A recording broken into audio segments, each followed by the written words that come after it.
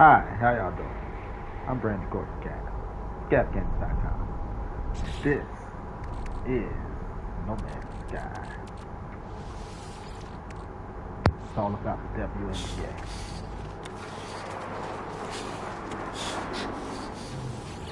Actually, just while I'm here, which one is this? I got a few things. First things first, come here, you.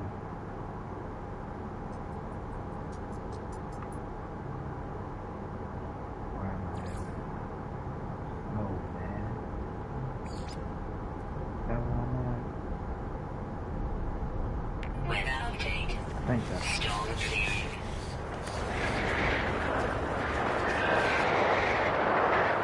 Protection falling.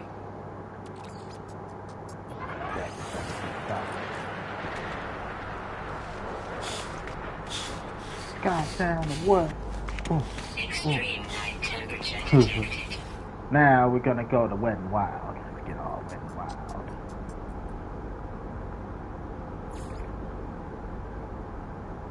Dun dun dun dun dun.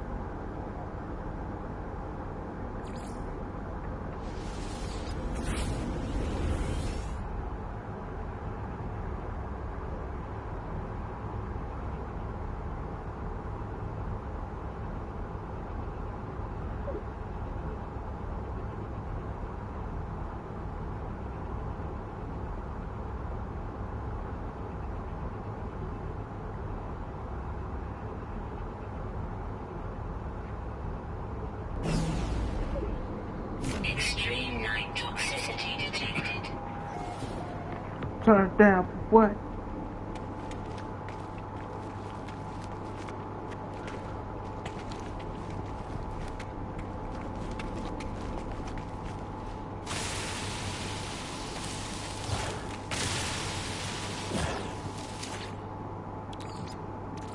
Technology recharge. Technology recharge. Technology recharge. You up and running?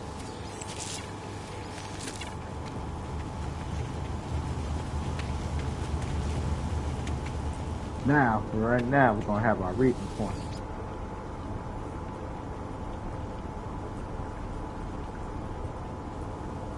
See if we try that shit.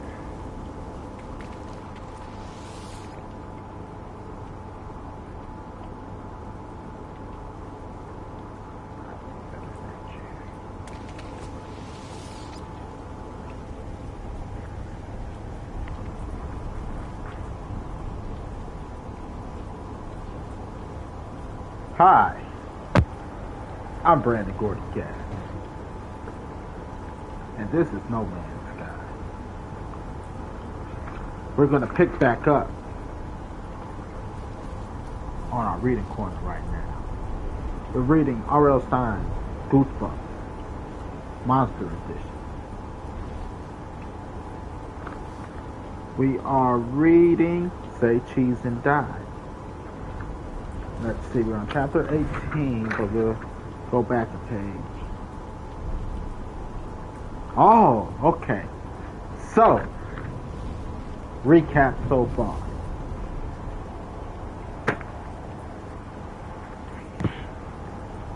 We're a bunch of bored-ass kids.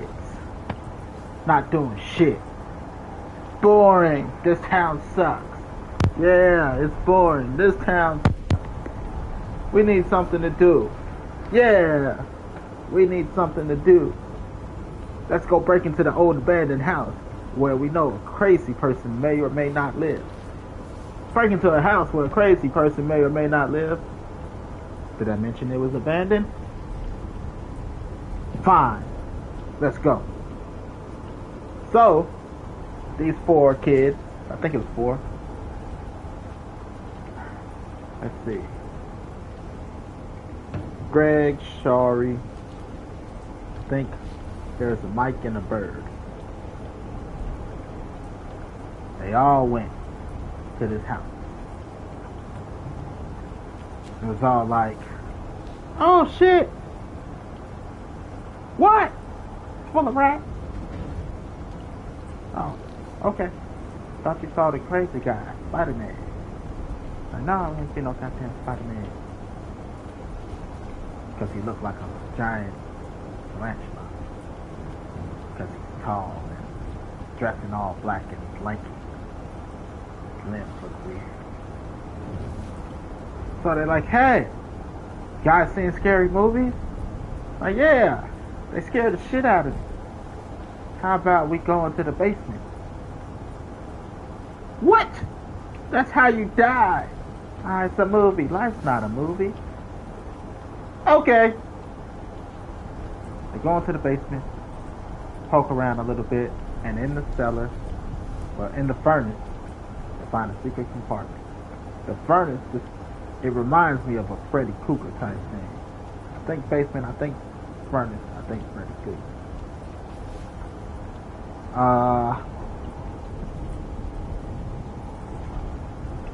So, in the secret compartment, they find a camera. Polaroid camera.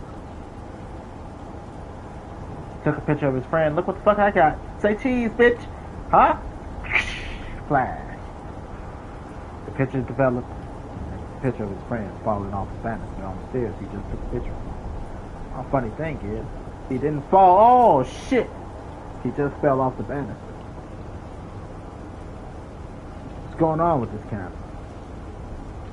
Anyway, before they can figure out, crazy psycho homeless man come back home. Oh shit! We gotta run! Run, run, run! They run, and they all make it home. Guy that has the camera, he's like, ooh, we got a new car. Let me take a picture of the car. Take a picture of the car. The car is wrecked. The problem is, the car is still in the driveway perfect. Like, I'm drunk. I'm a kid. I haven't been drinking. I've been hanging with my friends. But I'm drunk. And go to bed. No. A few days later, his pops get in an accident. Car is wrecked and mangled like in the picture. Goes to his friend's baseball game. Hey, you got the camera? Yeah, I got the camera. Like, it's our camera, right? No, it's my camera. I found the camera. We all went into the building, though. But we didn't know we were going to find the camera. Shut up, bitch. It's our camera. Fine, it's our camera. I'm your bitch. Even though he kept the camera himself. You know? Took a picture of his friend. His friend laying there all mangled. Fucked the fuck up. Turns out, that's happened in the game. It's all mangled. Fucked the fuck up. Next, got Shari. Everybody noticed this camera is taking fucked up pictures. And it may be broken, or it may be telling the future. Who the fuck knows? She's like, bring it to my birthday party. We're gonna take pictures with the spooky camera. So, takes a picture of the birthday girl, and the birthday girl's nowhere in the fucking photo. The tree's in the photo, she's not in the photo. And now, the birthday girl's fucking missing after going for a walk in the woods with her friend. That's where we pick back up. I'll finish reading the last page before we start the chapter. A few minutes later, wait. Hey, Shari! Bird called, cupping his hands to his mouth like a megaphone. Earth calling Shari. It's cake time. No reply. No sign of her. Did she go into the house, Greg asked. Miss Walker shook her head. No, she didn't come by the patio. Is she still in the woods? I'll go check, Bird told her. Calling Shari's name, he ran to the edge of the trees at the back of the yard. Then, he disappeared into the trees, still calling. A few minutes later, Bird emerged, signaling to the others with a shrug. The fuck am I supposed to know where she at? No sign of her. They searched the house, the front yard, the woods again. But Shari had vanished. Greg sat in the shade while his back was against the tree trunk, the camera on the ground at his side, and watched the blue uniformed policemen. They covered the backyard and could be seen bending low as they climbed around the tree. He could hear their voices, but couldn't make out what they were saying. Their faces were intensely bewildered. More policemen arrived, grim-faced, businesslike. And then, even more dark uniformed policemen. Mrs. Walker had called her husband home from a golf game. They sat huddled together on canvas chairs in the corner of the patio. They whispered to each other, their eyes darting across the yard, holding hands. They looked pale and worried. Everyone else had left. On the patio, the table was still set. The birthday candles had burned all the way down. The blue and red wax melted in hard puddles on the pink and white icing. The cake, untouched. No sign of her. A red-cheeked policeman with a white blonde mustache was telling the Walkers. He pulled off his cap and scratched his head, revealing short blonde hair. Did someone take her away? Mr. Walker asked, still holding his wife's hand. No sign of a struggle, the policeman. No sign of anything, really. Mrs. Walker sighed loudly and lowered her head. Just don't understand it. There was a long, painful silence.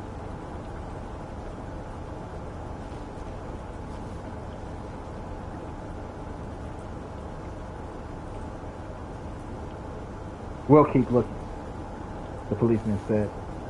I'm sure we'll find something. He turned and headed towards the woods. Oh, hi. He stopped in front of Greg, staring down at him as if seeing him for the first time. You still here, son? All the other guests had gone home. He pushed his hair back and replaced his cap. Yeah, I know, Greg replied solemnly, lifting the camera into his lap. I'm Officer Riddick, he said. Chronicles of Riddick? Officer and Goosebumps, huh? Yeah, I know, Greg repeated softly. How come you didn't go home after we talked with you, like the others? Greg asked. I'm just upset, I guess, Greg told him. I mean, Shari's a good friend, you know. He cleared his throat, which felt dry and tight.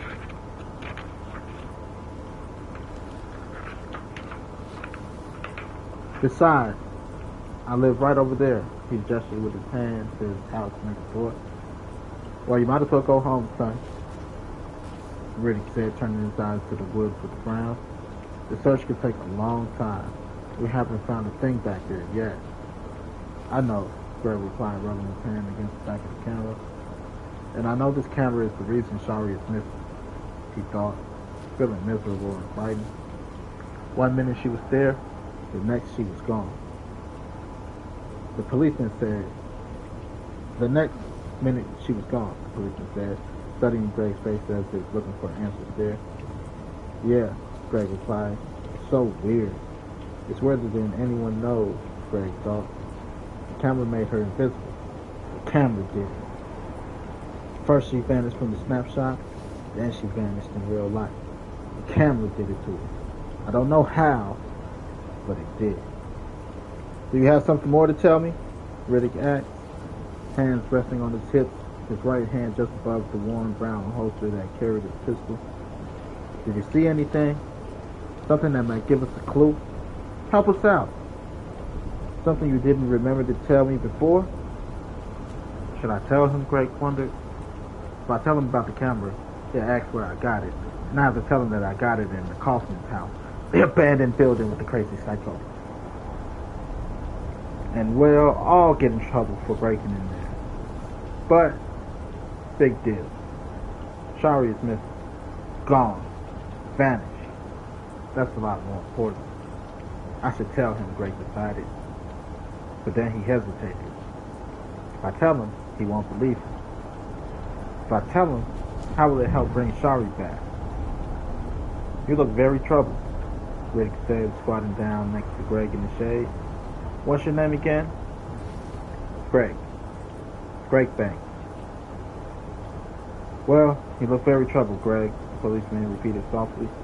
Why don't you tell me what's bothering you? Why don't you tell me what's on your mind? I think you'll make me feel a lot better.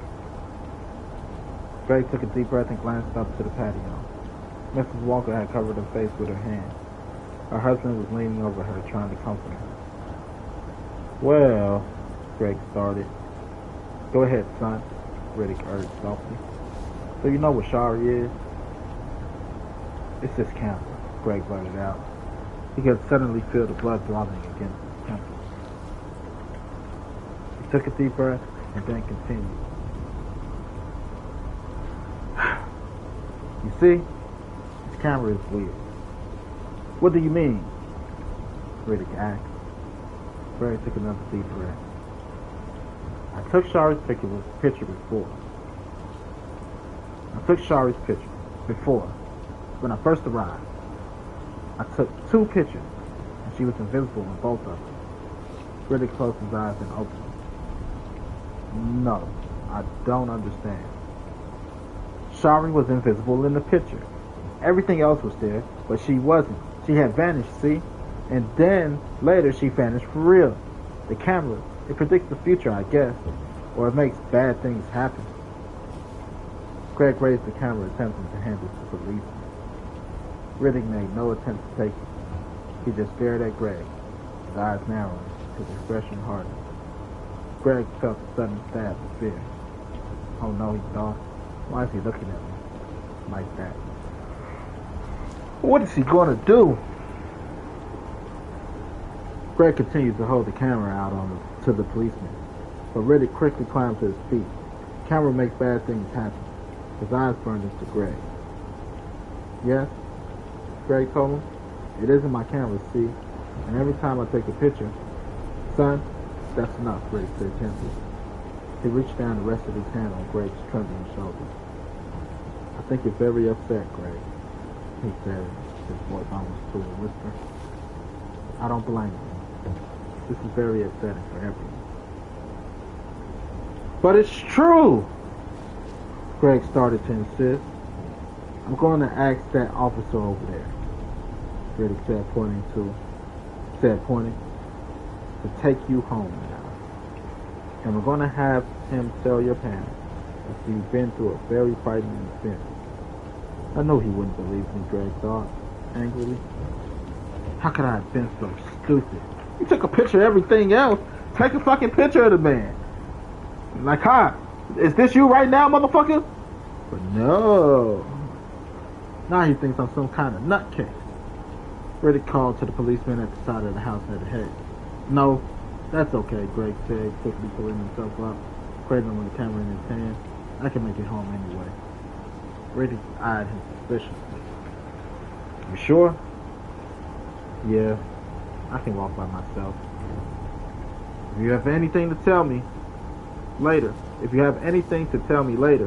Riddick said, lowering his gaze to the camera, just call the station, okay? Okay, Greg replied, walking slowly towards the front of the house. Don't worry, Greg. We'll do our best, Riddick called after him. We'll find her, put the camera away, and try to get some rest, okay? Okay, Greg muttered. Extreme toxicity detected. He hurried past the walkers who were still huddled together under the umbrella on the patio. Why was I so stupid? He asked himself as he walked home. Why did I expect that policeman to believe such a weird story? Not even sure I believe it myself. A few minutes later, he pulled open the back screen door and entered his kitchen. Anybody home? No reply. He headed through the back hall towards the living room. Anyone home? No one. Terry was at work. His mother must have been visiting his dad at the hospital. Greg felt bad. He didn't feel like being alone now. He really wanted to tell them about what happened to Charlotte. He really wanted to talk to them. Still cradling the camera, he climbed the stairs to his room. He stopped in the doorway, blinked twice, then uttered a cry of horror. His books were scattered all over the floor. The covers had been pulled off his bed. His desk drawers were all open. Their contents strewed around the room. His desk lamp was on his side on the floor, and all his clothes had been pulled from his dresser in the closet and tossed everywhere. Someone had been in Greg's room and had turned it upside down. Okay. How fucking bold. I'm going Spider-Man. Spidey.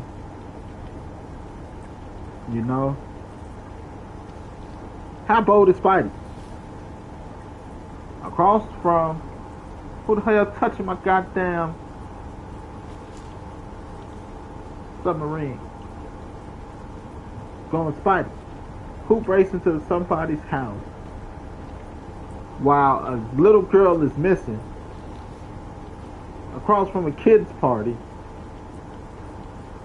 or where a little girl is missing at a kid's party across the street where a bunch of police officers are. Well, what type of fucking police officers are doing their job? They don't notice. They looking for this little girl. They don't notice this strange man walking the neighborhood, scoping out a house, breaking in. Huh. Fucking town sucks. Who would do this? Greg asked himself, staring in horror at the ransacked room. Who would tear my room apart like this? He realized that he knew the answer. He knew who would do it, who had done it. Someone looking for the camera. Someone desperate to get the camera back. Spidey? The creepy guy who dressed in all black was living in the Kaufman house? Was he the owner of the camera? Yes, Greg knew. Spidey had done it. Spidey had been watching Greg spying on Greg from behind the bleachers at the Little League game. Right, that's a weird sentence. See, this book does that. Like, say cheese and die, it's certain parts that'll make you smile. And then it's certain parts that's just, it's a Goosebumps book. The scary part is that you're reading it wrong. And that sentence is a good example. I'll go back to another sentence too. Spidey had been watching Greg, spying on Greg from behind the bleachers at the Little League game. But if Spidey had been watching Greg, comma, spying on Greg from behind the bleachers at the Little League game. You know, it's not Spidey has been watching Greg. Pause. You know, period. Spying on Greg from behind the bleachers at the Little League one, which I think he used Greg way too much, to be honest, in that sentence. Spidey had been watching Greg, spying on Greg from behind the bleachers at the Little League game. It sounds weird. I read it right. It just sounds fucking weird. And then this one. This sentence. No. It was when he was talking to the police officer. When he was pointing to the other guy.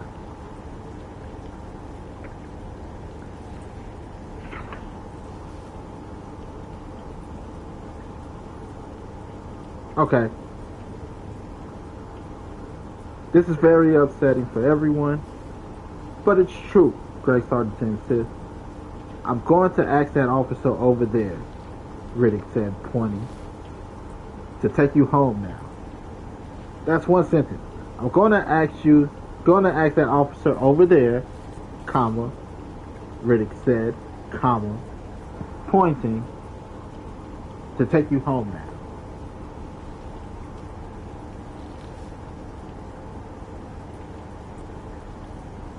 You know, instead of, we're going to ask that officer over there to take you home now, Riddick said, pointing.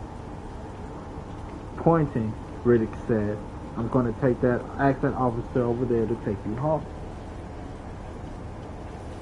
He broke up the sentence with the action.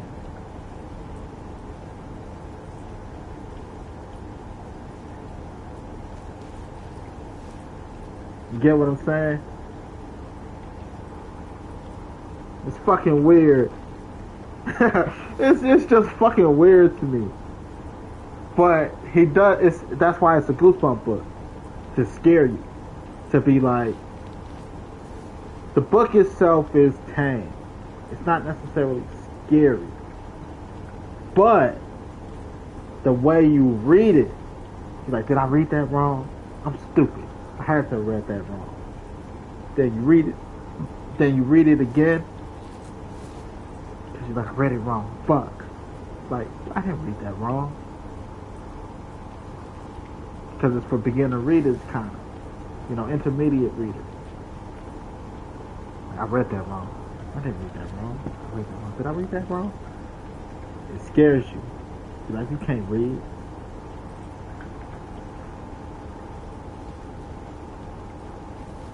Spidey. Well, alright. Someone looking for the... he realized that he knew the answer. He knew who would do it. Who had done it. Someone looking for the camera. Someone desperate to get the camera back. Spidey. The creepy guy who dressed in all black was living in the Kaufman's house. Was he the owner of the camera? Yeah. Greg knew. Spidey had done it. Spidey had been watching Greg, spying on Greg from behind the bleachers at the Little League game. He knew that Greg had his camera, and he knew where Greg lived. See, I can't help but laugh. Say cheese and die. You know, it's a serious moment, and you can't help but laugh. Why? Because of his excessive use of fucking Greg. That thought was most chilling of all. He knew where Greg lived. Greg turned away from the chaos in the room, leaning against the wall of the hallway, and he closed his eyes. He pictured Spidey, the dark figure creeping along so easily on his spindly legs. He pictured him inside the house, Greg's house, inside Greg's room. He was here, thought Greg. He called through all my things. He wrecked my room. Greg stepped back into his room. He felt all mixed up. He felt like shouting angrily and crying for help all at once. He was all alone. No one to hear him. No one to help. Except all the fucking police officers looking for the motherfucking missing girl across the fucking street. I'm sorry. I'm okay. What now? He wondered. What now? Suddenly leaning against the door frame, staring at his ransacked room, he knew what he had to do. Run to the motherfucking police officers outside. Hey, police officers. Hey, Mr. Riddick. Remember I told you about this camera? And it's not mine. I think the person who camera it belonged to came and broke into my house while y'all were looking for this little missing girl. You think that is connected, motherfucker? But no, he afraid of getting in fucking trouble.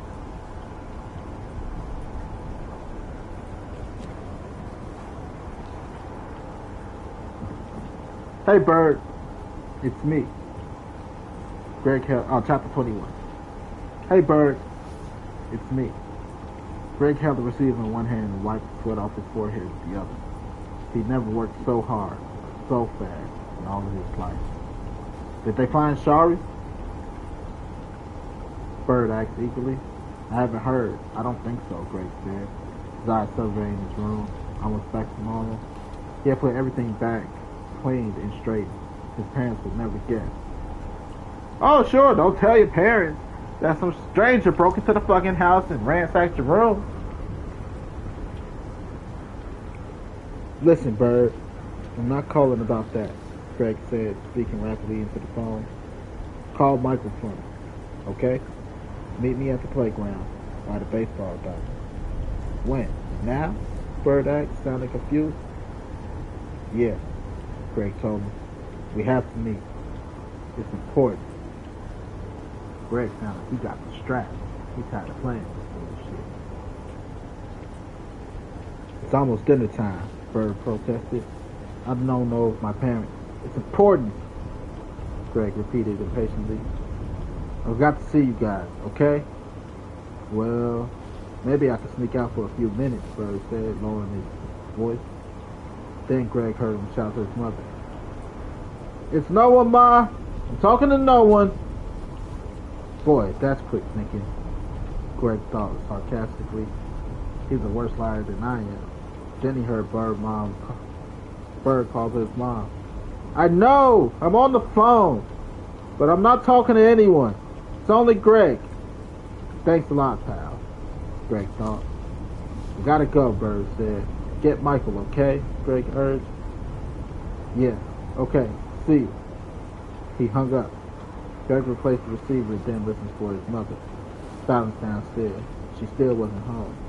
She didn't know about Shari. Greg realized. He knew she and his dad were going to be very upset. Very upset. Almost as upset as he was. Thinking about his missing friend, he went to his bedroom window and looked down on her yard next door. It was deserted now. The policemen had all left. Yeah, 'cause you took forever to fucking clean. When you could have just been like, hey, somebody broke in my house. It's a missing girl. Think it's connected? The policemen had all left. Shara's shaking parents must have gone inside. A squirrel sat under the wide shade of the big tree, gnawing furiously at an acorn. Another acorn at his feet. In the corner of the window, Greg could see the birthday cake, still sitting forlornly on the deserted table. The places are all set. The decorations still standing. The birthday party would go. Greg shuddered. Shari is alive, he said aloud. They'll find her. She's alive. He knew what he had to do now. Forcing himself away from the window, he hurried to meet his two friends. Let's see. I think this is the last story.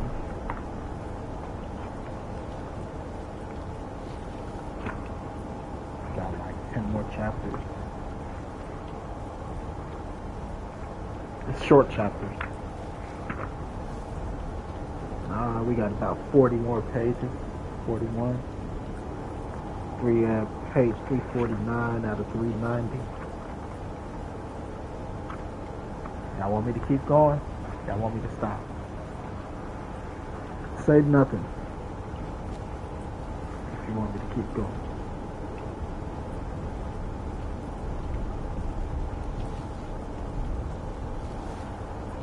Extreme night toxicity detected.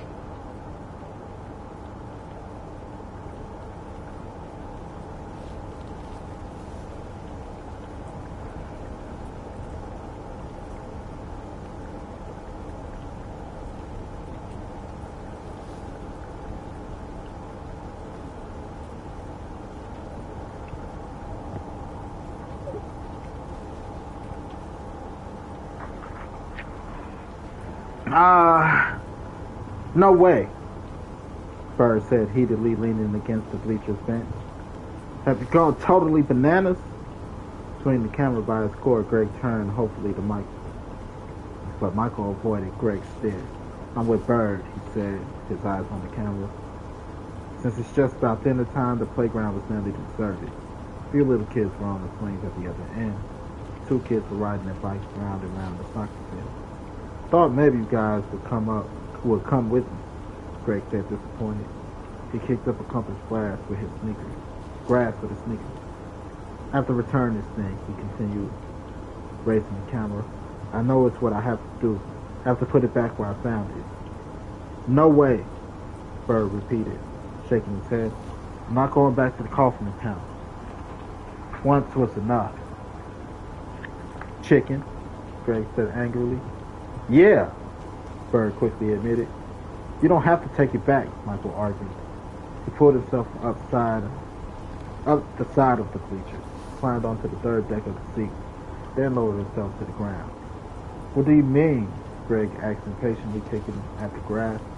Just toss it, Greg, Michael urged, making a throwing motion with one hand. Heave it. Throw it in the trash somewhere.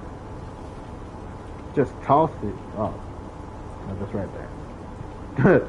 Yeah. Or leave it right here, Bird suggested. He reached for the camera. Give it to me. I'll hide it under the seat. You don't understand, Greg said, swinging the camera out of Bird's reach. Throwing it away won't do it any good. Why not, Bird asked, making another swipe at the camera. Spidey will just come back for it, Greg told him heatedly. He'll come back to my room looking for it. He'll come after me. I know it. But what if we get caught taking it back, Michael said. Yeah, why does Spidey stay at the Kaufman's house and he catches us? Bird said. You don't understand, Greg cried. He knows where I live. He was in my house. He was in my room. He wants his camera back and... Here, give it to me, Bird said. We don't have to go back in the house. He can find it right here. He grabbed again for the camera. Greg held tightly to the strap and tried to tug it away, but Bird grabbed the side of the camera. No! Greg cried as it flashed and whirled. That square of film slid out. No! Greg cried to Bird, horrified. That's not really a cry, but deal with it. Horrified, staring at the white square as it started to develop. He took my picture. His hand was trembling. He pulled a snapshot from the camera. What would it show? Sorry, Bird said. I didn't mean to. Before he could finish the sentence, a voice interrupted from behind the bleachers. Hey, what have you got there? Greg looked up from the developing snapshot in surprise. Two tough-looking boys stepping out the shadows, their expression hard, their eyes on the camera. He recognized them immediately. Joey Ferris and Mickey Ward, two ninth graders who hung out together, always swaggering around, acting tough, picking on kids younger than them. Their specialty was taking kids' bikes, riding off with them, and dumping them somewhere. There was a rumor at school that Mickey had once beaten up a kid so badly that the kid was crippled for life. But Greg believed Mickey made up that rumor and spread it himself. Both boys were big for their age. Neither of them did very well in school. And even though they were always stealing bikes and skateboards and terrorizing little kids and getting into fights, neither of them ever seemed to get into serious trouble.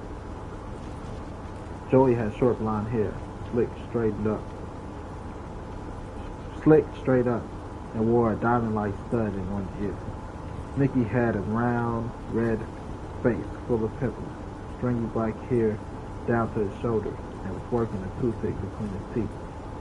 Both boys were wearing heavy metal t-shirts and jeans. Hey, I've got to get home, Bird said quickly, half-stepping, half-dancing away from the bleachers. Me too, Michael said, unable to keep the fear showing from his face. Greg tucked the snapshot into his jeans pocket. Hey, you found my camera, Joey said, grabbing it out of Greg's hand. His small gray eyes burned into Greg and was searching for a reaction. Thanks, man. Give it back, Joey, Greg said with a sigh. Yeah, don't take that camera, Mickey told his friend, and smiled spreaded over his round face. It's mine. He wrestled the camera away from Joey. Give it back, Greg insisted angrily, reaching out his hand. Then he softened his tone. Come on, guys. It isn't mine. I know it isn't yours, Mickey said, grinning. Because it's mine. I have to give it back to the owner, Greg told him, trying not to whine but hearing his voice edge up. No, you don't. I'm the owner now, Mickey insisted. Haven't you ever heard of finders keepers? Joey asked, leaning over Greg menacingly. He was about 6 inches taller than Greg, and a lot more muscular. Hey, let him have the thing, Michael whispered in Greg's ear. You wanted to get rid of it, right? No, Greg protested. What's your problem, freckle-face? Joey asked Michael, eyeing Michael up and down. No problem, Michael said meekly. Hey, say cheese. Michael aimed the camera at Joey. Don't do it, Bert interrupted, waving his hands frantically. Why not? Joey demanded. Because your face will break the camera, Bert said, laughing. You're real funny, Joey said, sarcastically, narrowing his eyes threateningly, hardening his features. You want that stupid smile to be permanent? He raised a big fist. I know this kid, Mikey told Joey. I've been saying Mikey, here's Mickey. Told Joey, pointing at Bird. Thinks he's hot stuff. Both boys stared hard at Bird, trying to scare him. Bird swallowed hard. He took a step back, bumping into the bleachers. No, I don't, he said softly. I don't think I'm hot stuff. He looks like something I stepped in yesterday, Joey said. He and Mickey cracked up, laughing high-pitched hyena laughs and slapping each other high fives. Listen, guys, I really need the camera back, Greg said, reaching his hand out to take it. It isn't any good anyway. It's broken, and it doesn't belong to me. Yeah, that's right.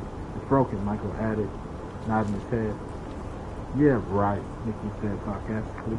Let's just see. He raised the camera again and pointed at Joey. Really, guys, I need it back. Greg said desperately. They took a picture with the camera. Greg realized they might discover a secret. That his snapshot showed the future, showed only bad things happening to people. That the camera was evil. Maybe it even caused the evil. Say cheese, Mickey instructed Joey. Just snap the stupid thing, Joey replied impatiently. No, Greg thought. Can't let this happen. Got to return the camera to the Kaufman house. Fighting. Impulsively, Greg leapt forward. With a cry, he snatched the camera away from Michael's face. Hey! Michael reacted in surprise. Let's go! Greg shouted to Bert and Michael. Mickey, can you saying wrong? No, Michael. And without another word, the three friends turned and began running across the desert playground towards their home. His heart thudded in his chest. Greg gripped the camera tightly and ran as fast as he could, his sneakers pounding over the dry grass. They're going to catch us, Greg thought, panting loudly as he raced toward the street. They're going to catch us and pound us. They're going to take back the camera. We're dead meat. Dead meat. Greg and his friends didn't turn around until they were across the street, breathing noisily as they looked back and cried out in relieved surprise. Joey and Mickey had budged from beside the bleachers. They hadn't chased after them. They were leaning against the bleachers, laughing. Catch you later, guys, Joey called after them. Yeah, later, Mickey replied. They both burst out laughing again as they had said something hilarious. That was close, Michael said, still breathing hard. They mean it, Bird said, looking very troubled. They'll catch us later. We're history. Talk. There's just a lot of hot air, Greg insisted. Oh yeah, Michael cried. Then why did we run like that? Because we're late for dinner, Bird joked. See you guys, I'm gonna catch it if I don't hurry. But the camera, Greg protested, still gripping it tightly in one hand. It's too late, Michael said nervously, raking a hand back through his hair. Yeah, we'll have to do it tomorrow or something, Bird agreed. And you guys will come with me? Greg asked eagerly. I've gotta go, Bird said without answering. Me too, Michael said quickly, avoiding Greg's stare. All three of them turned their eyes back to the playground. Joey and Mickey had disappeared, probably off to terrorize some other kids. Later, Bird said, slapping Greg on the shoulder as he headed away. Three friends split, running in different directions across lawns and driveways, heading home. Greg had run all the way to his front yard before he remembered the snapshot he had shoved into his jeans pocket. He stopped in the driveway and pulled it out. The sun was glowing behind the garage. He held the snapshot up close to his face to see it clearly. Oh no, he cried. I don't believe it.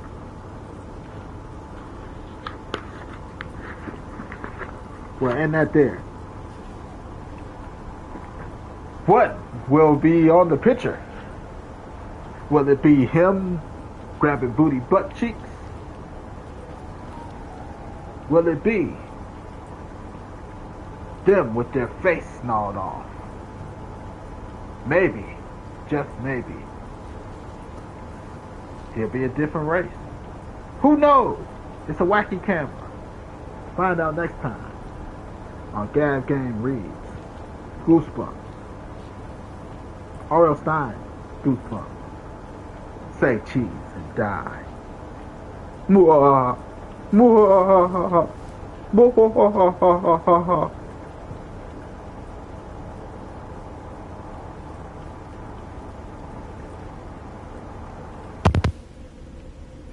So,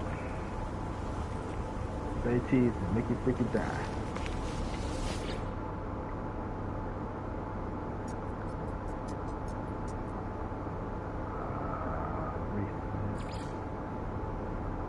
It was Snowman.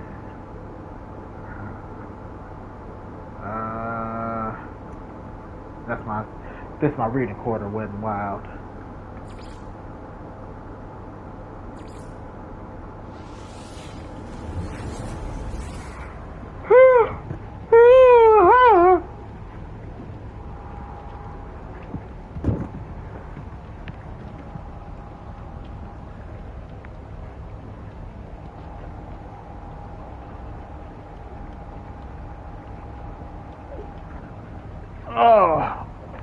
Oh yeah.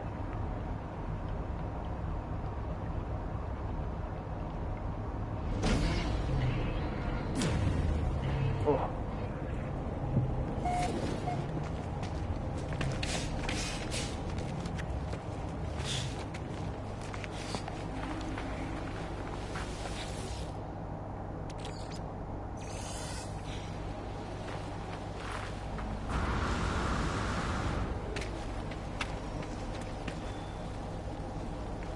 Here.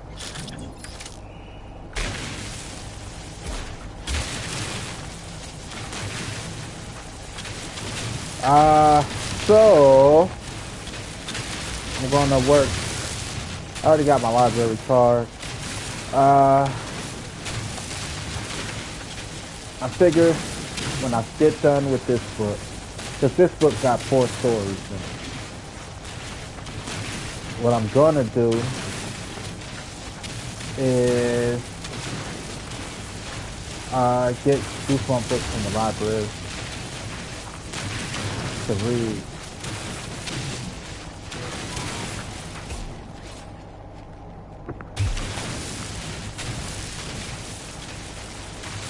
Do an official reading corner.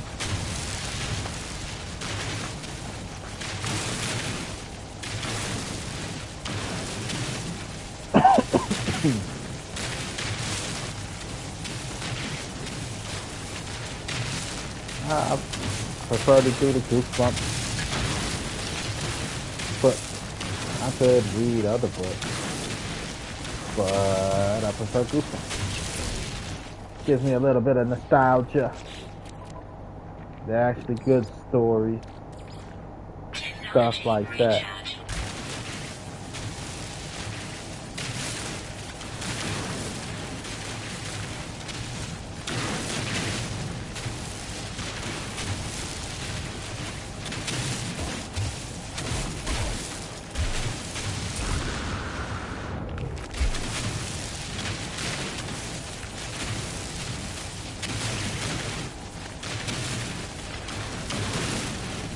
Do me a reading corner.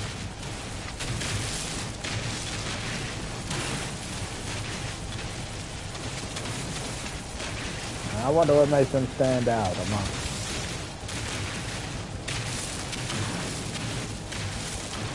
It's not made for kids.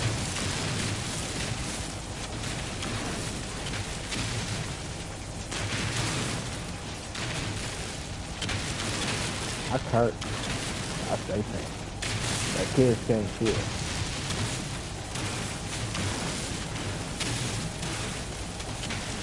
And it's just a safe route to the nothing not for kids.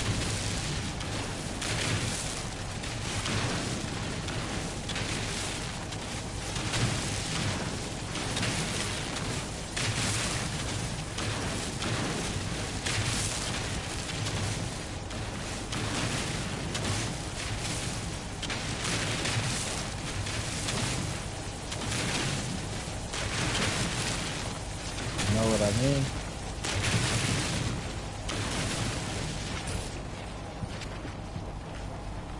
So, tell me, what do you think should have happened? Okay, I just want to make sure that was clear.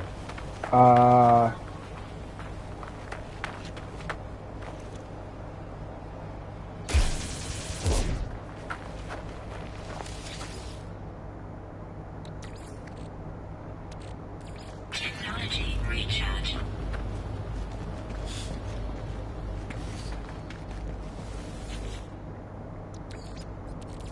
Technology recharge.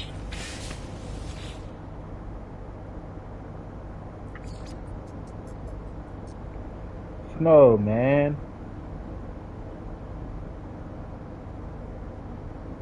Okay, all bases.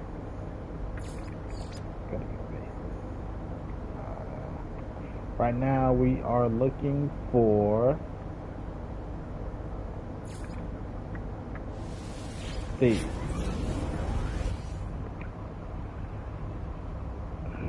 Materials. Yeah, found a new material. So, like Divergent. I was reading Divergent. I can't finish Divergent. I was trying to finish. I can't finish Divergent. It's made for girls. It's not non-binary.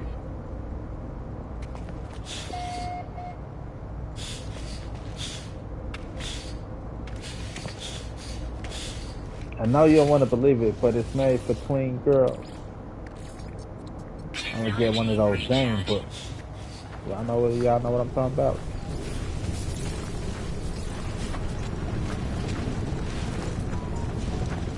Where am I at? Where I want to be.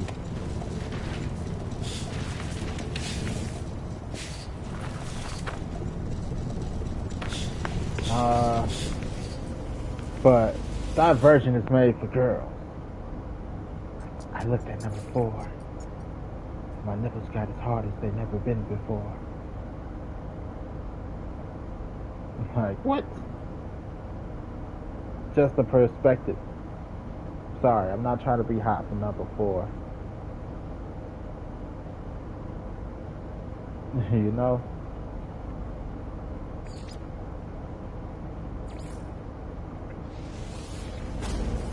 It's just not.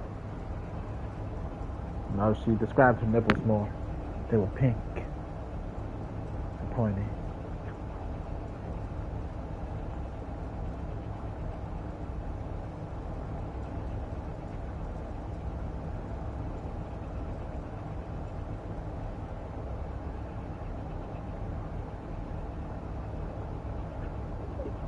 I'm like, okay, I like that.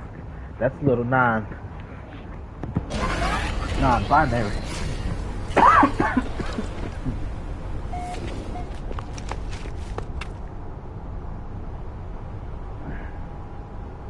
But it's not. It's just not non-binary. Hey, shit. Technology recharge. I had a dream that number 4 and number 5 had me in a hot chicken sandwich.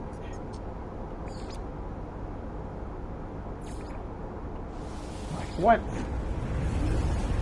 Hey, it be like that.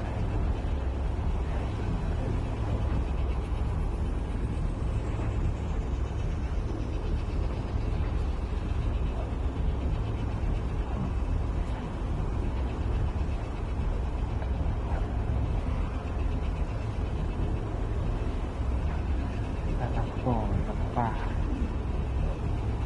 Alright, fuck out of here. I don't want to read that shit. I do not want to be in a hot chicken sandwich.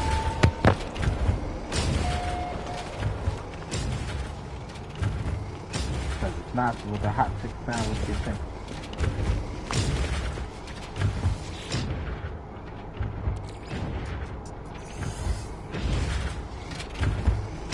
A hot chicken sandwich? I want to be in a hot chicken sandwich. But there's 2 meats, bro. There's 2 meats.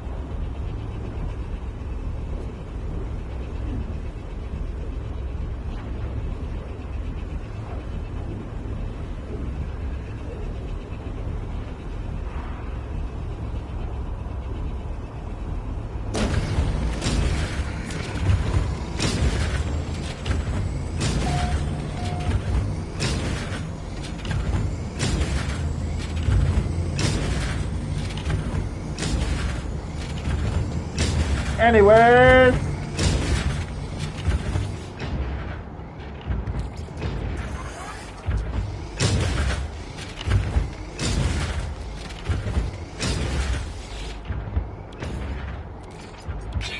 Y'all want to hear a story I've been writing?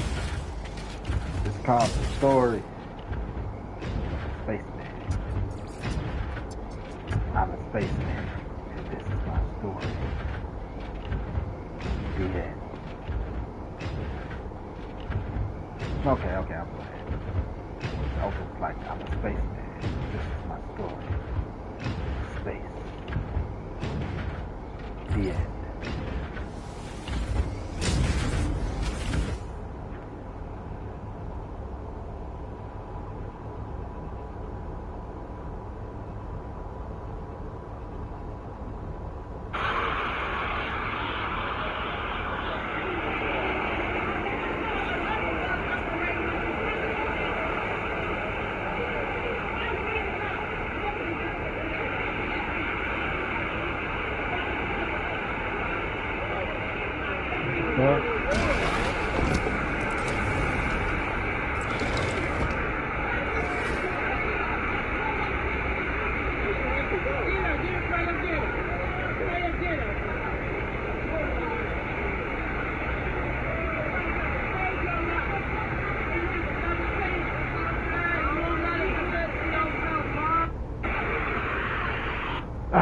Anyway.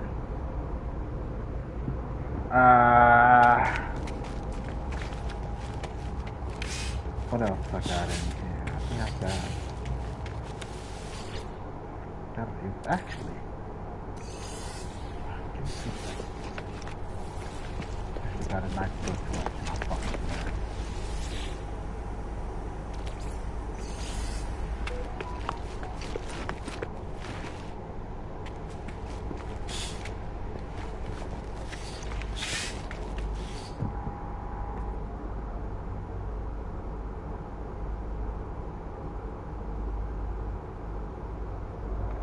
Two seconds.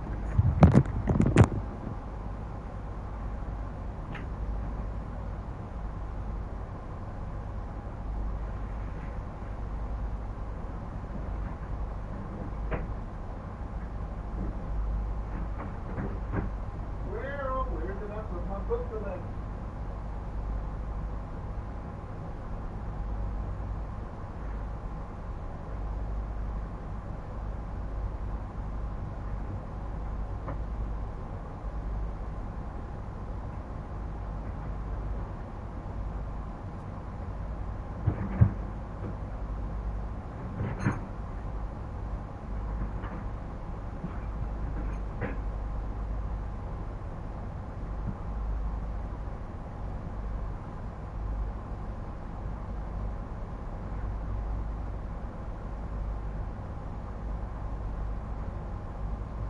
Oh, that's who it is. Ah.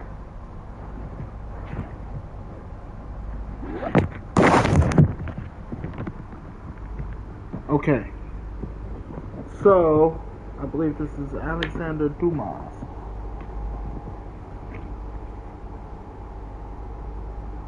I have a whole collection. It's a pretty old collection. Copyright 1895. Weather warning. Incoming storm. Printed in USA by arrangement with George Barrison. This collection by Alexander Dumas was a black Frenchman, I believe. He was a free man. He was well educated. And he created a lot of great works.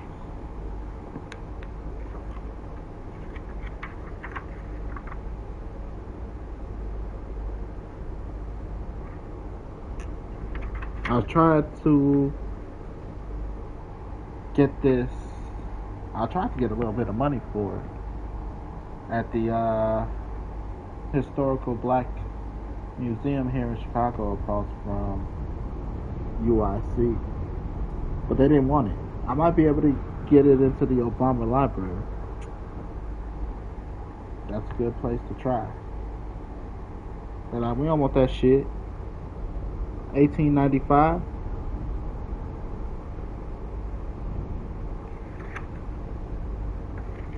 This book is called Celebrated Crimes. This is a book. 264 pages. 257. I read 64 because I'm stupid. It's called Celebrated Crime.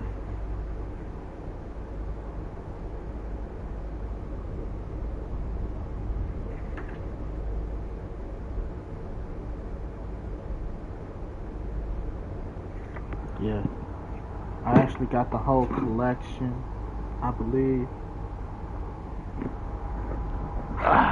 People don't understand. He wasn't supposed to be an author. Hey, Negro, you are a slave. I know I'm a slave, bitch. Rich bitch.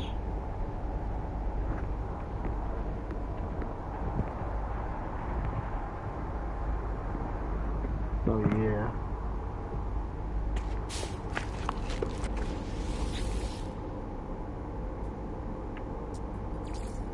People don't get it.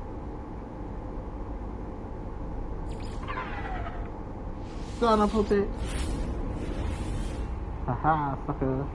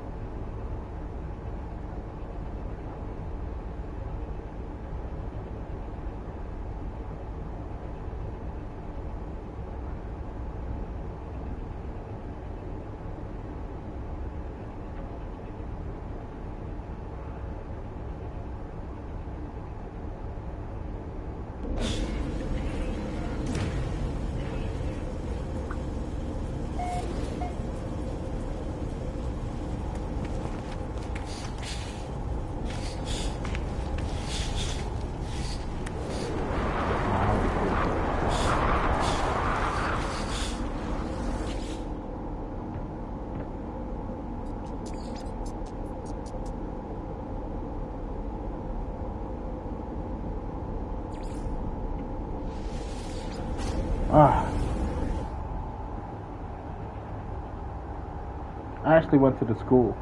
Alexander Dumas is the name of my elementary school. And my preschool. Big Dumas and Little Dumas. And that's where I was.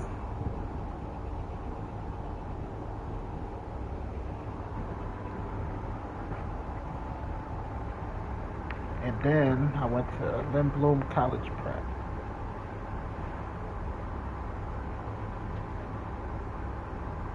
And I went to Westwood College.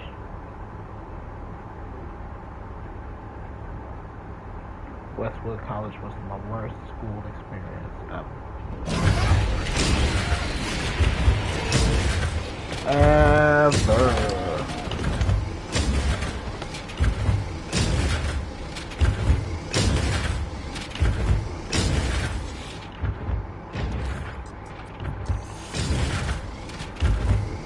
I was hoping for a robust learning experience.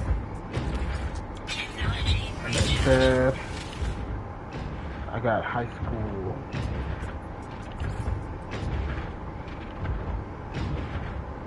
That I gotta pay for.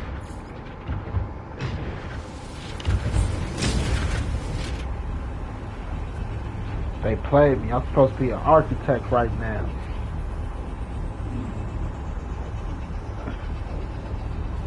Play. School went out of business, and I didn't get none of that settlement money because they were screwing people.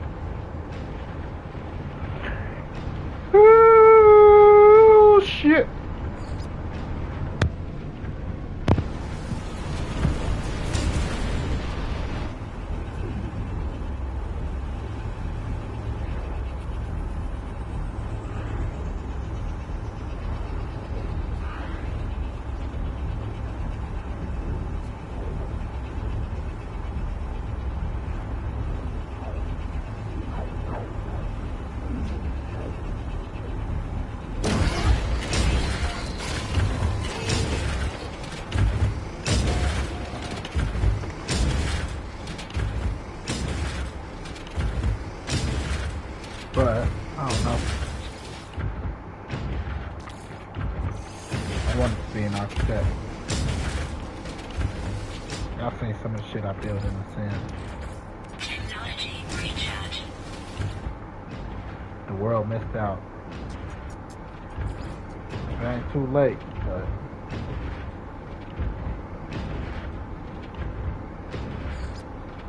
no.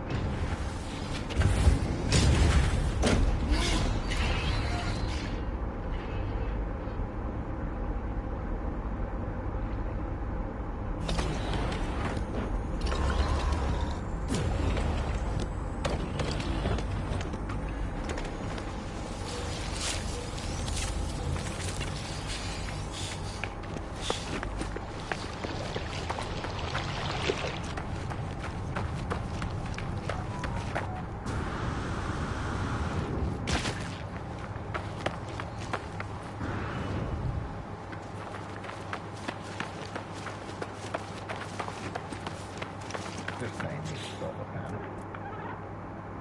I'm gonna be dealing with this shit.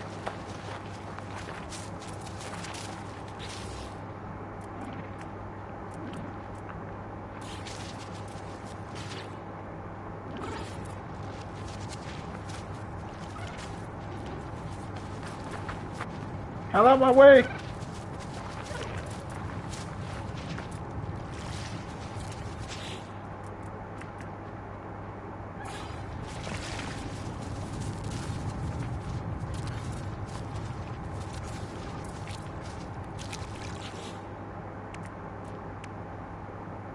Back up!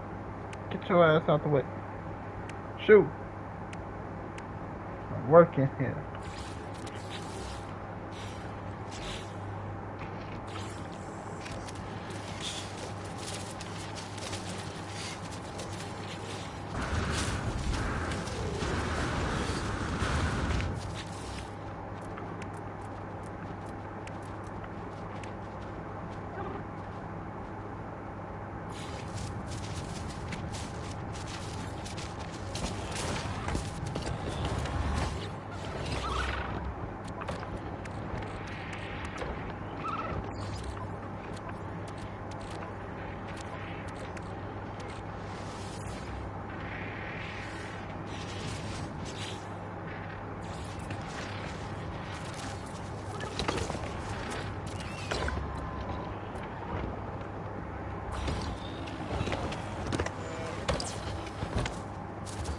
I'm a Disney print.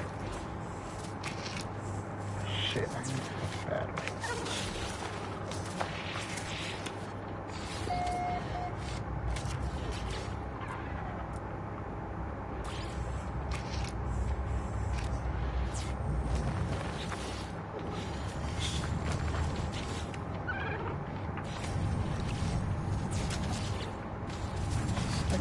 Get your ass up out of there! Shoot! Shoot!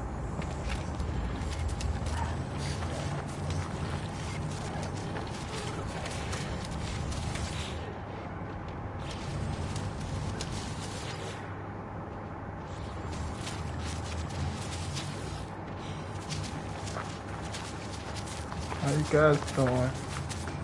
Y'all eating good? Shoot!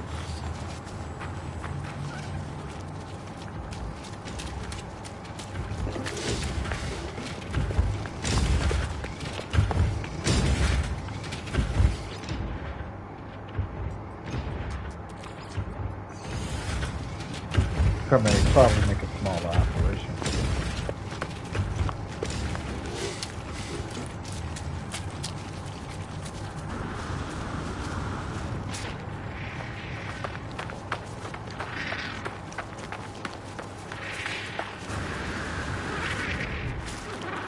Y'all want to hear a short story? My dick.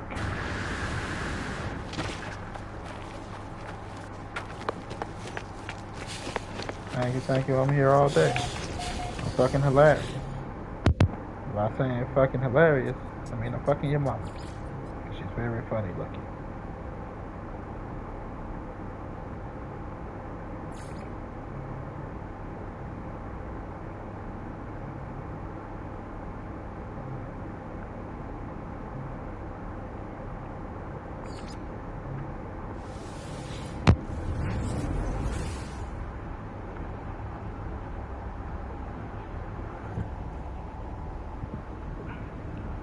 I will make a joke about at my own expense, but I'm broke.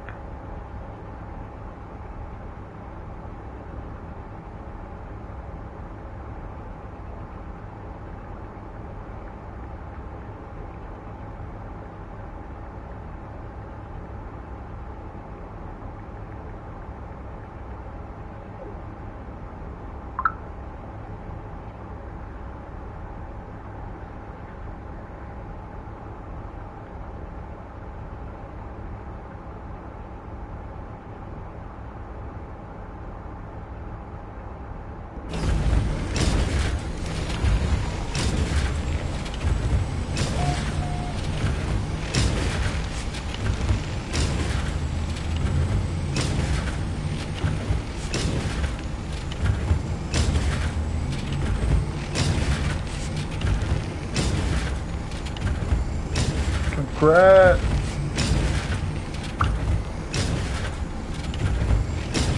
She's so pretty.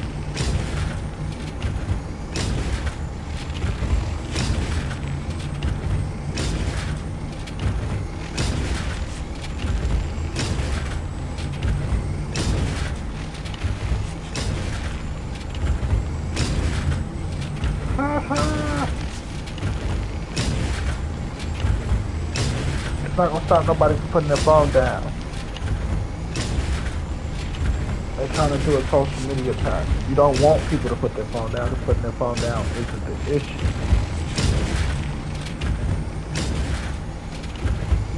Think people gonna pay a subscription for Facebook and all of that shit? No.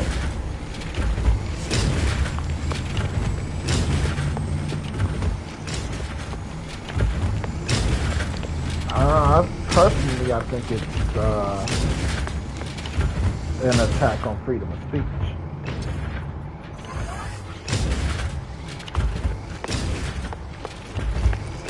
Tell me, where do you get your news from, people? How many people here 40 and under watch the news?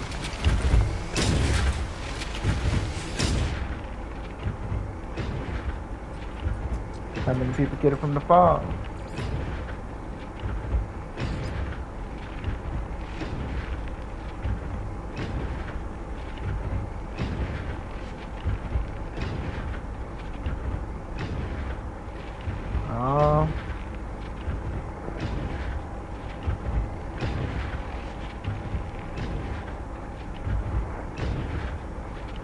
The problem is it's social media. The problem is that now people can talk to each other.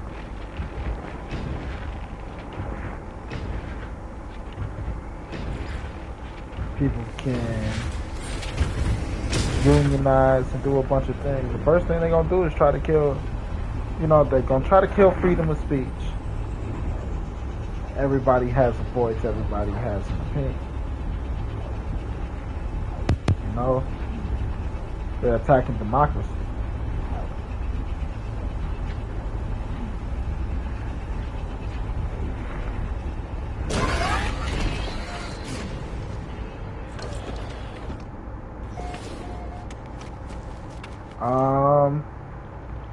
Are they gonna start taxing news people?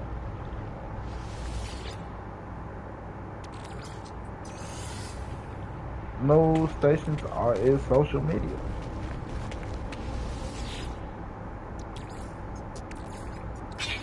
Like, no, we control the narrative. It's not social at all.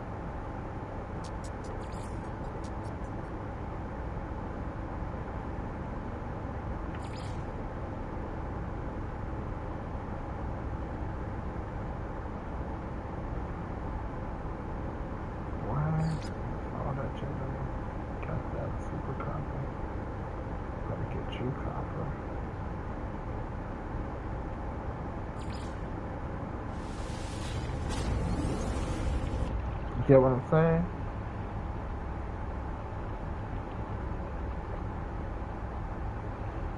Trying to kill democracy.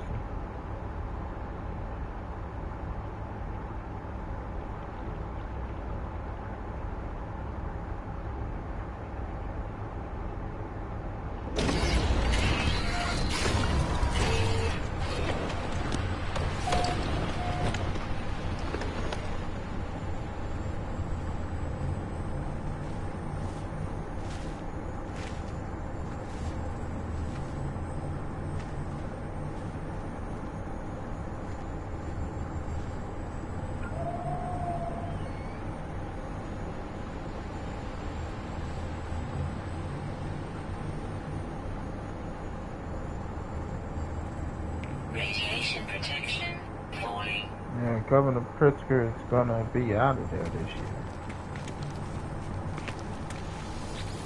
Can no longer control narrative.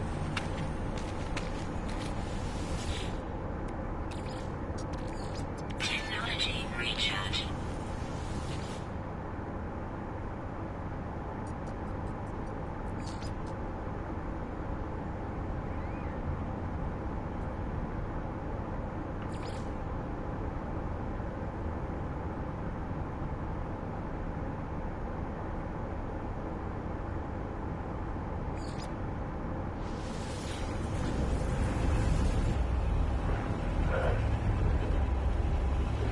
Oh.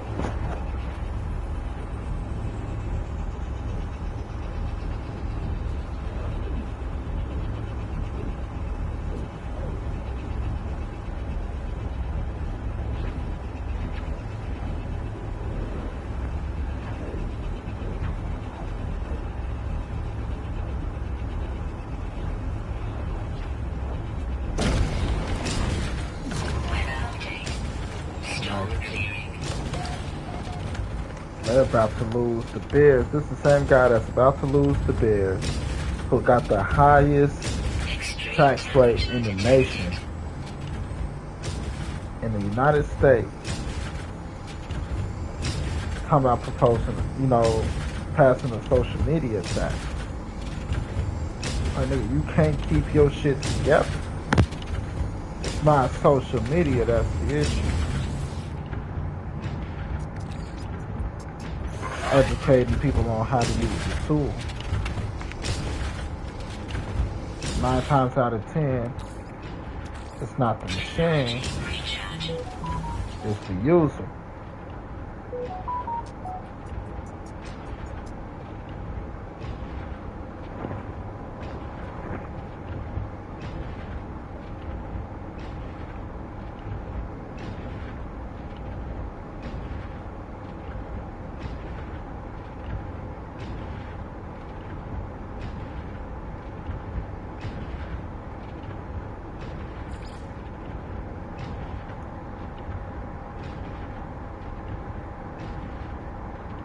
There's pyrite booty. There's phosphorus mine. I think I did sulfur works. Water red on gas. I did that one. I did that one. I did that one. I did that one. Did that one. I did that one. I did that one. I did that one. I don't remember gold member scrub. I think I did that one. I did that one. I did that one. That was long.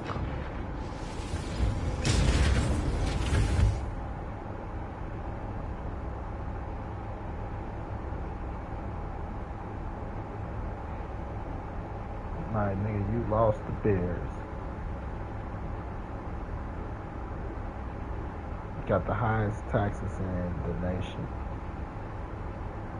You got one of the most violent cities under your watch, which we actually failed a little bit. Thank the Lord. Oh. And you got rich while doing it, while running the city into ground. Illinois' jobs growth ranks. Illinois policy followed up. Ranks last among big states.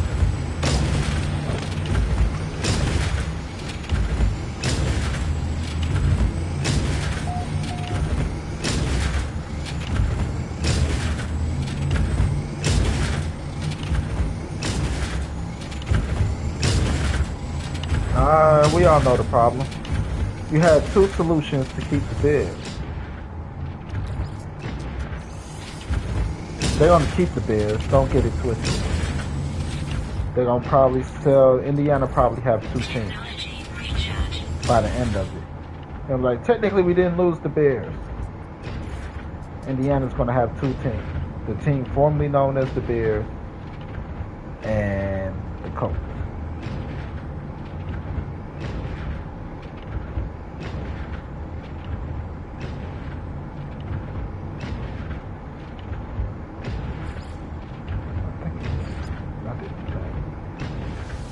Oh.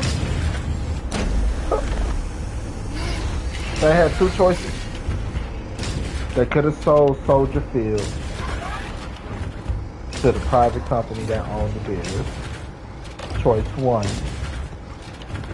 Or they could have put a dome on the stadium while it's not being.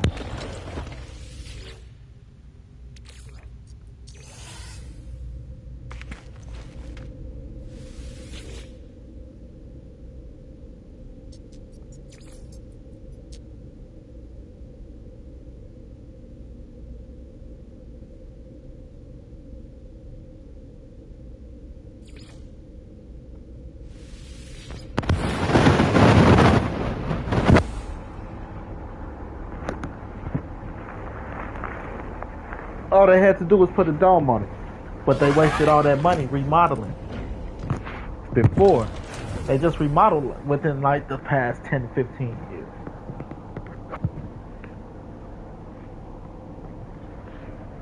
When they should have put a dome on it then.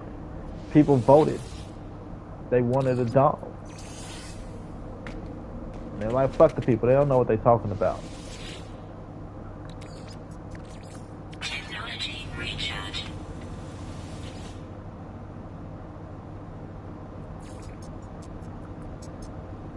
This is one of the worst states to live in.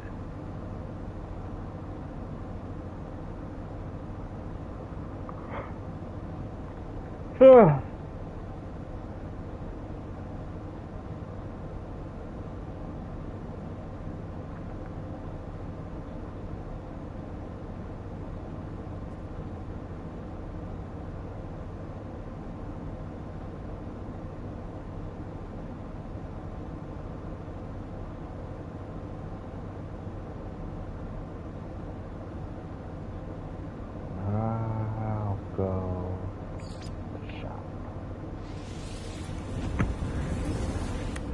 This is one of the worst states to live in.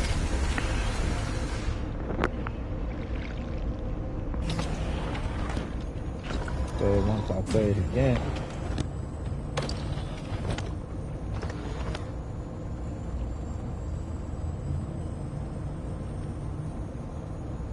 They keep trying to get me to move into Mexico. Illinois has now passed 8 straight budgets under Governor Pritzker. Each one includes new taxes. This year is a record $55.9 billion with more than $800 million in tax increase. A $300 million corporate hike through the net operating loss deduction. A digital ad tax. The state isn't even confident it can legally collect. And $5 million tax on fantasy sports.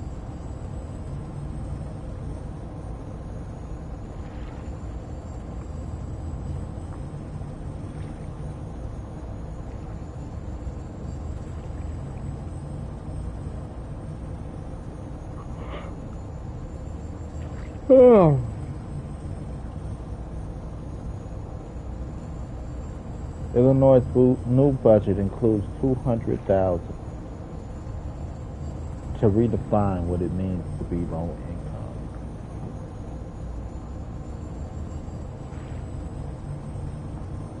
They'll probably be the Indiana Cubs.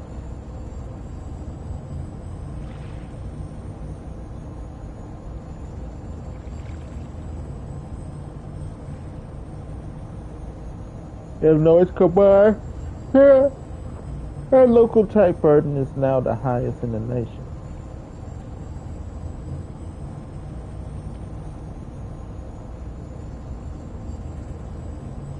Job role ranked last month. Big state.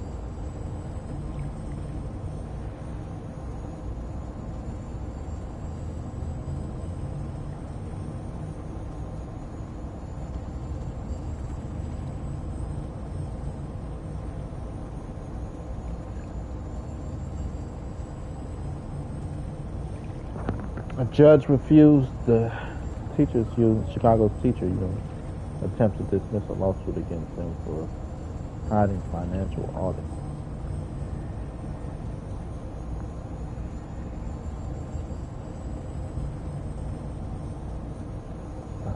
That's bad.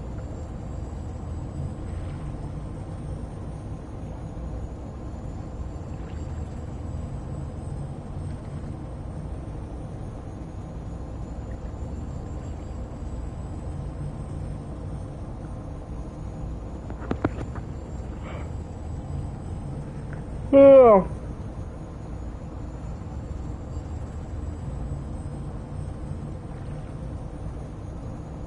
Brandon Johnson blames social media companies for seeing fake news. I don't know. If he did, he's not wrong, but it's not right. Technology recharge. And like I said, it goes back to freedom of speech, the right to, what's the word? The right to come together.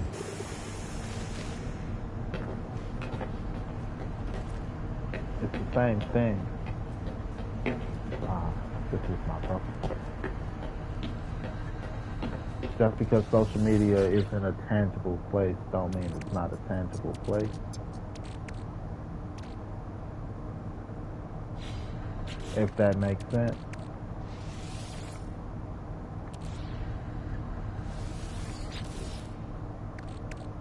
So the right should be protected. We should be able to have a safe place to come together as people. Like I said, to blame social media isn't necessarily wrong, but it's not necessarily right.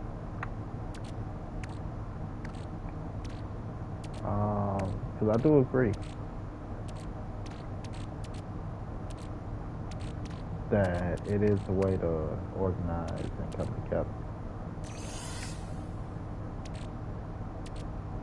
And that's why they want to get rid of it, because they're like, people can organize and come together. Personally, I don't think that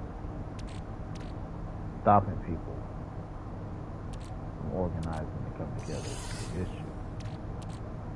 I think that their lack of knowledge on how to police it is the issue.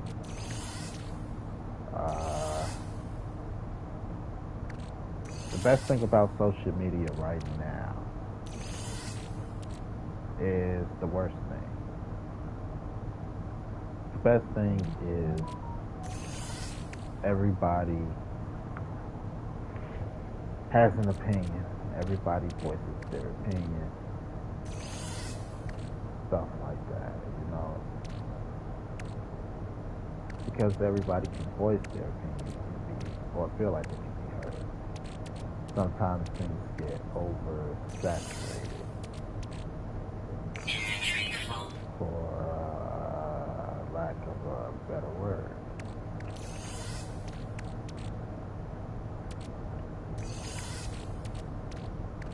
You know? But that's the best thing. Because everybody feels like they can be heard. Everybody voices their opinion. Everybody speaks out loud.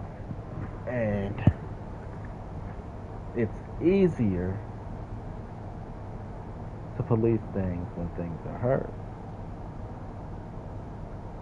Am I right or wrong? If you see something, say something.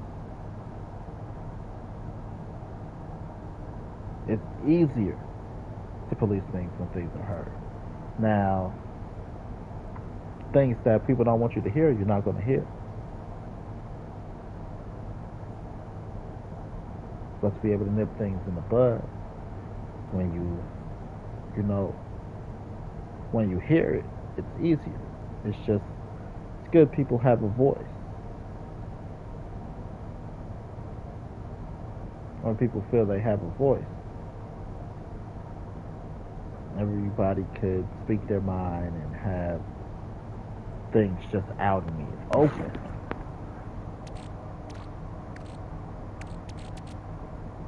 Because if you couldn't, that's how propaganda start and coups start. Because now they have to have speakeasy.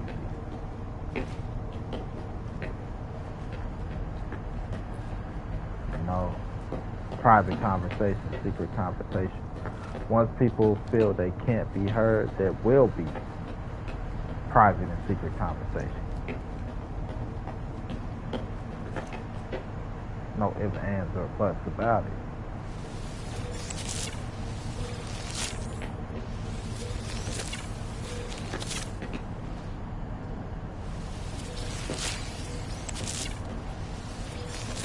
Because there's no safe space to talk. Just to discuss even.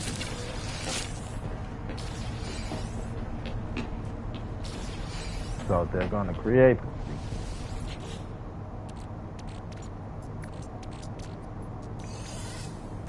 They're going to create the secret space to talk.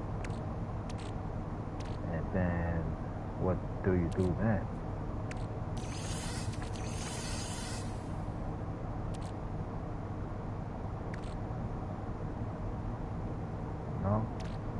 Can't necessarily just force people into seclusion and expect a positive result. You gotta allow people to feel that they're being heard.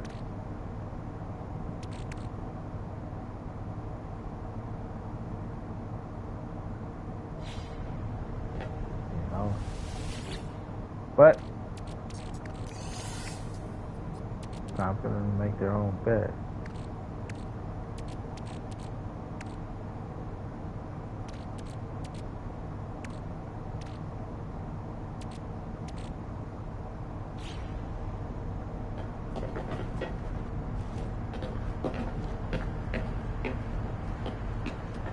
It's just fact. It's true.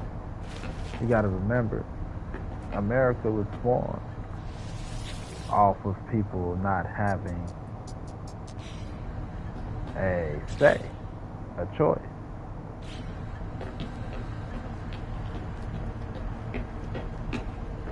America was formed off of that.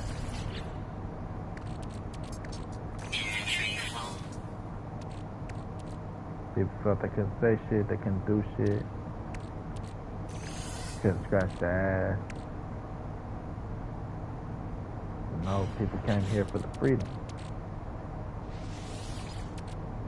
Same freedoms they're trying to take away. Now, there's a few ways you could possibly look at it, but I'm not going to make the argument. I'll make the argument for them. I'm American. America. I believe in this country. I'm one of the few people that do, I guess.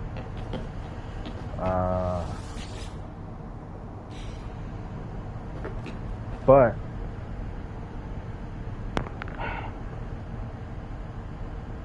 admitting when you're wrong.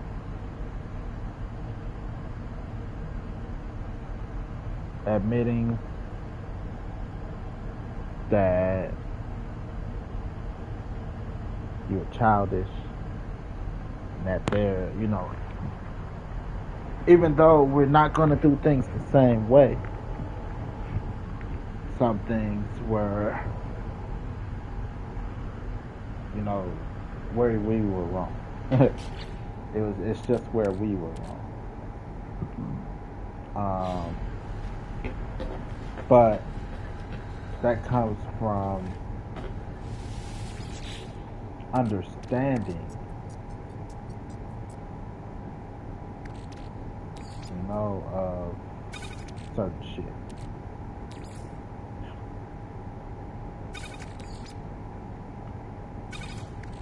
What you talking about, Willis?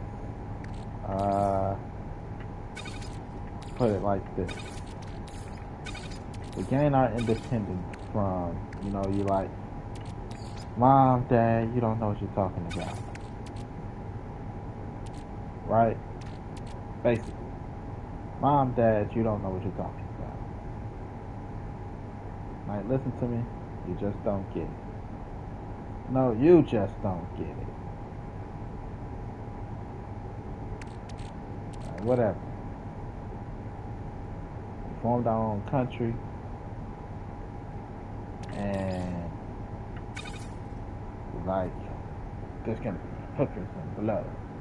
Then you realize how expensive hookers and blow is, and you're like, ah, they were right. It's unacceptable.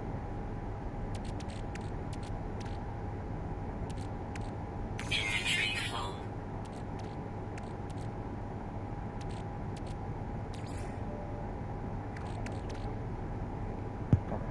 I need one of these.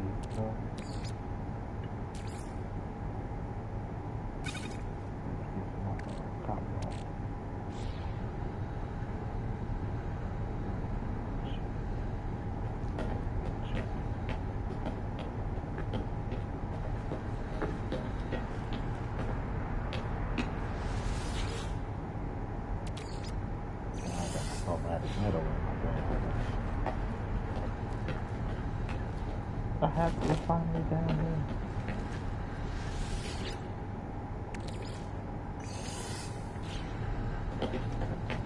I ain't have none on my person. That's weird. So I could make that copy back.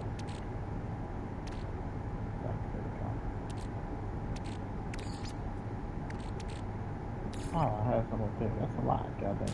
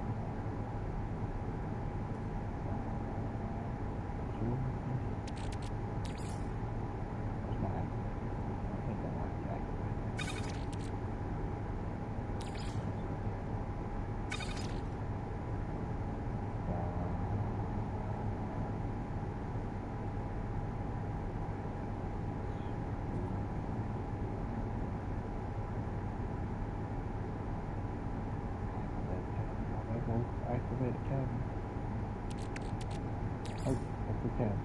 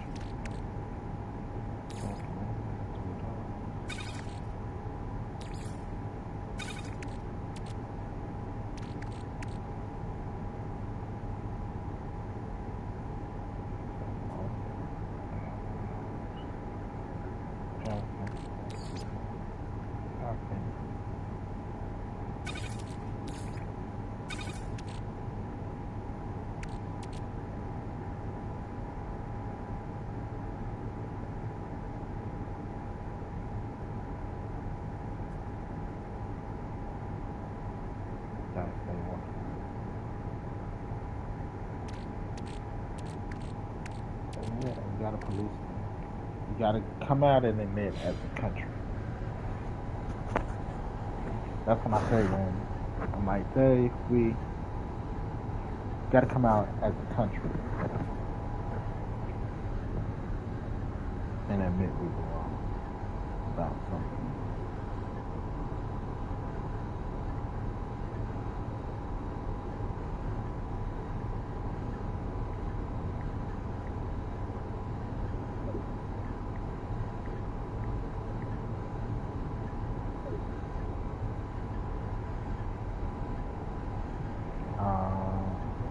Gotta come out as a country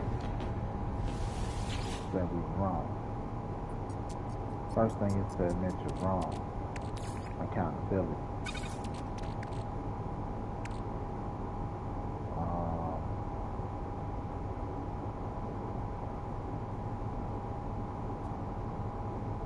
That's it.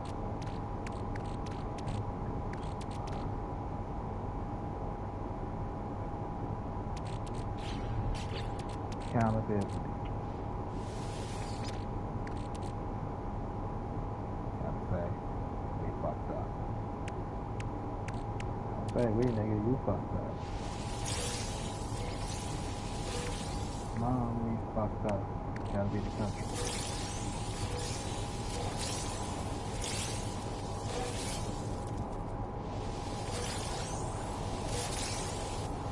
Because the taxes just as much as the British.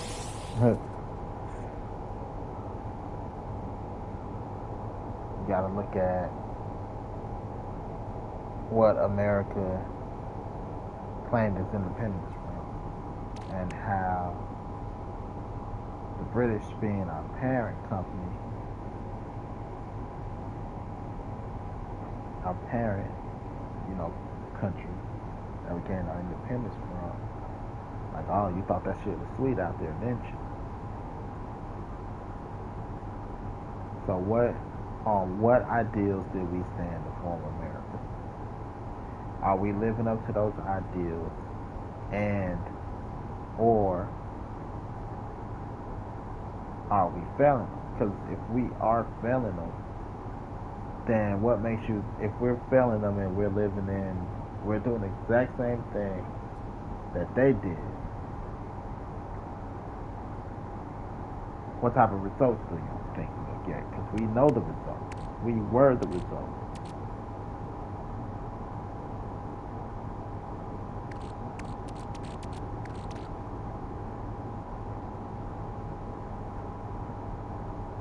We know the results.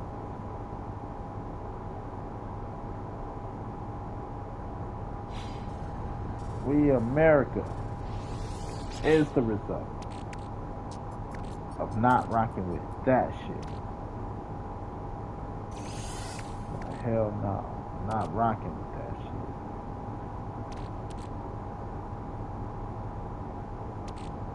Why do I have more?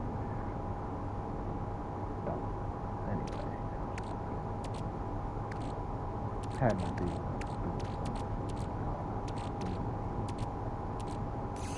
Fucked it up. Oh, dude.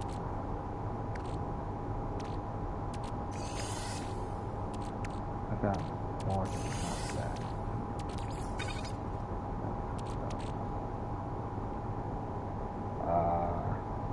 So we have to admit to ourselves, are we doing the same thing that they did? And if we're doing the same thing that they did, how can we avoid the next step, which is independence, civil war?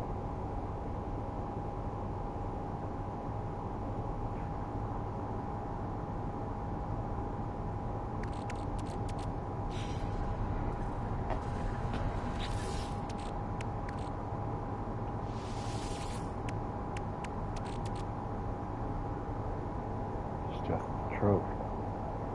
I hate it as much as the next kind of sport. That's the American.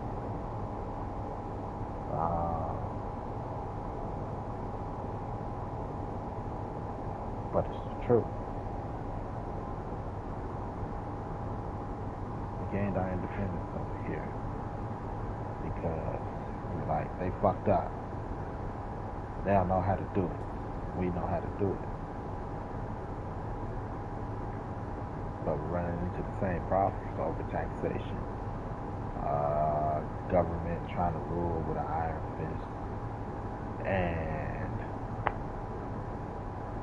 they kind of lost their direction.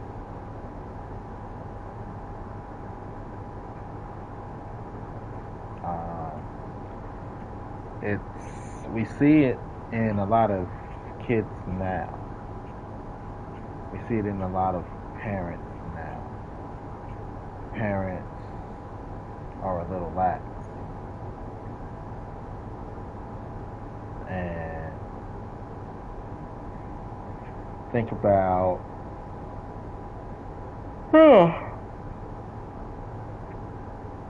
parents are a little lax. Think about the way kids are now.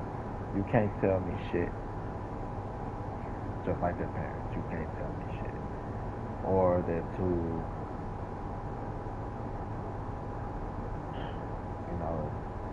it's just,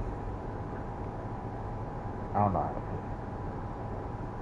I'm a little tired to use words. But relaxed parenting equals over aggressive kids. Having a foot up a kid's ass ain't really the option. It's not the best option. It's not a bad option.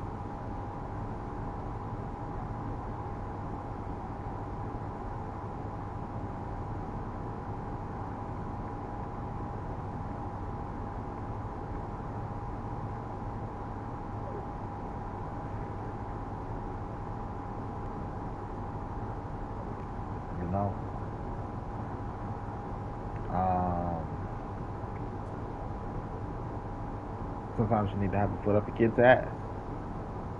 At the end of the day, not saying all kids are bad, but how strict should we be? We don't want to be our parents. And just because you don't want to be a parent don't mean that you have the better parent.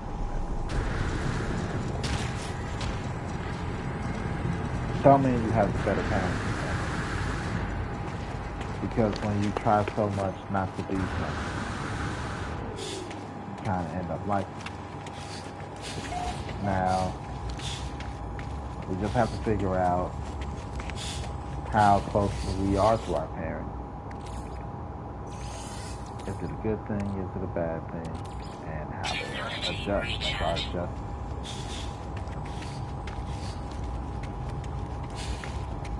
That's the biggest thing.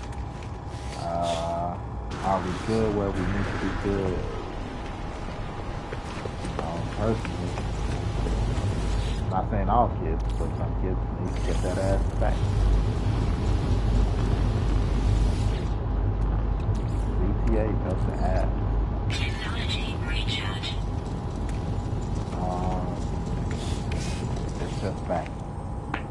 Everybody ain't great. Governor Pritzker needs BTA, helps the ass. Like, nigga, you are everything that we were trying to get away from. Not enough housing, not enough jobs, overtaxation, and,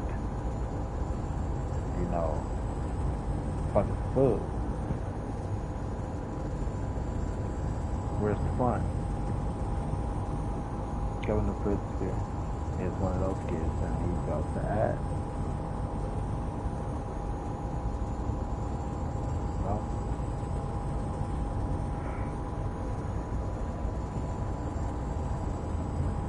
It's just facts.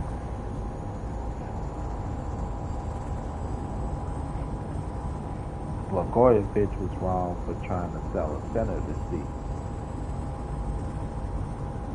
But we just let Pritzker get away with the most. He tried to sell a seat to other people, to other government officials. But the guy that's taking it out on the American people is allowed to run free.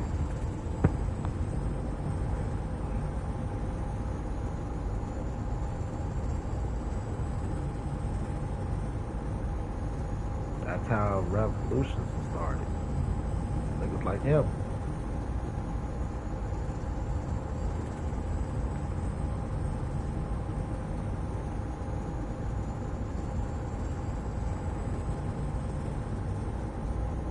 Oh, it's been a day.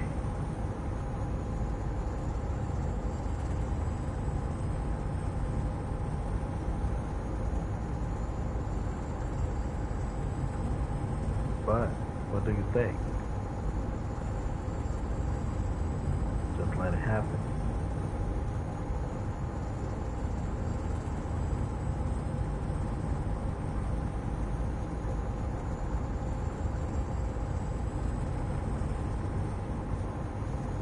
Vote about an office. Like,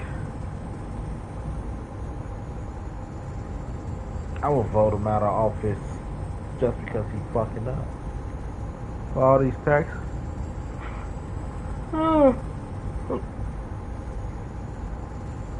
But I don't even know who the next person is. Kick this nigga out the house. Next thing you know, bringing in a fucking serial killer.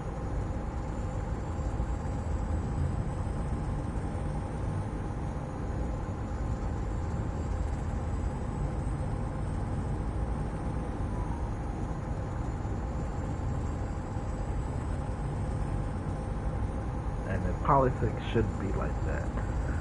You know the devil you know, or the one you don't.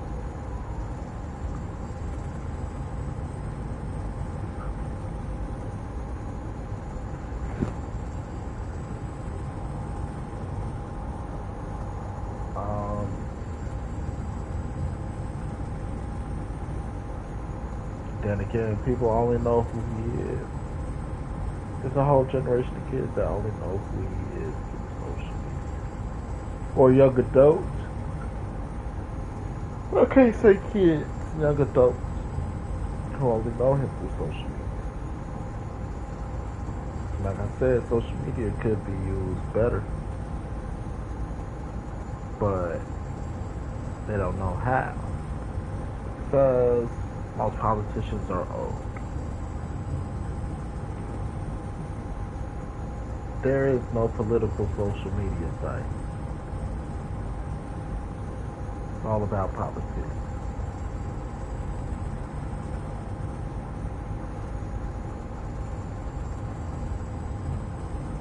If they created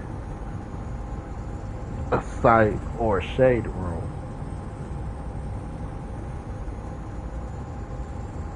they'd be able to make something happen for people that like this shit, that's into this shit. You know, it's a way for them to be seen and heard to the people.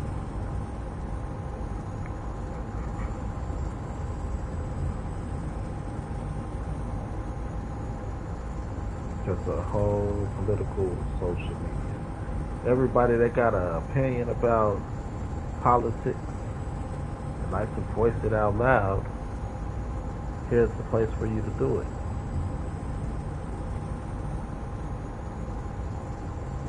It's made for that. It's based around that.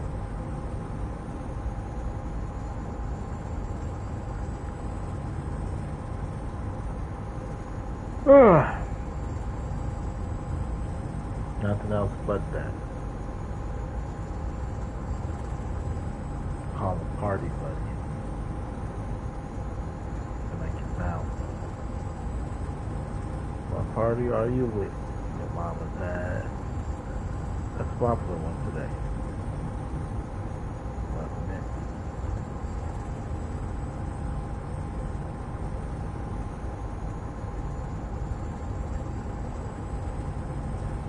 That would have been bad. Anyway, I'm out of here. I'm tired.